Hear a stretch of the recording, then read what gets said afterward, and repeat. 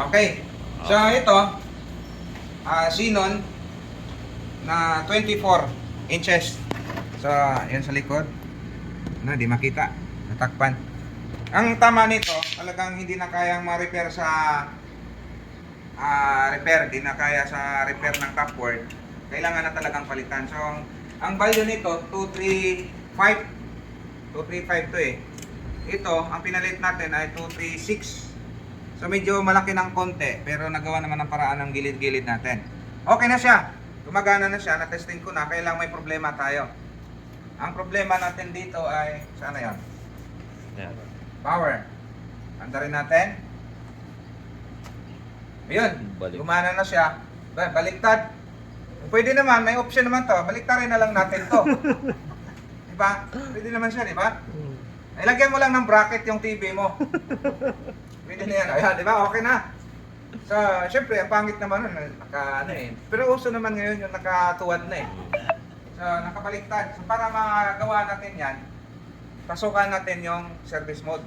So, dalawang option nito, pwedeng galawin yung cupboard. Kaya lang, di ko kapisado to eh. Yung cupboard nito eh. Wala akong makita na pwedeng supplyan natin ng 3.3 yung panel select.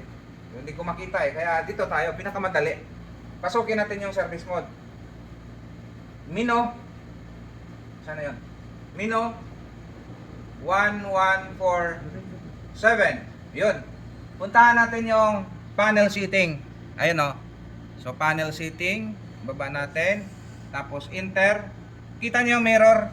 Ayun o. Mirror on. I-off natin yan. Ang backlight natin 66 na yun. Okay na yan.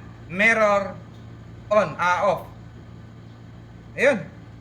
Sana. Bumaliktad na. Oh. Yan, galing no? Parang magic no? Ayun, okay. Baliktad na yun. Ayun, ibalik na natin yung TV natin.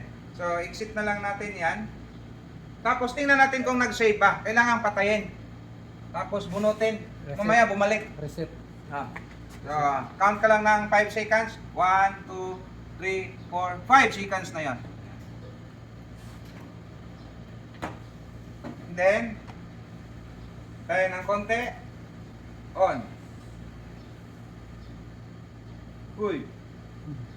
Ayaw. Dito sir, pula. Ha? Ay, pula pala. Apat na nga. Apat na nga mata ko. Hindi ko pa nakita eh. O yun. Ayun. Ayun oh. So, buhay na siya. Napalitan na natin. At pwede na itong gamitin. So, ayan. Okay. Alright. Easy. Easy. Money. Easy.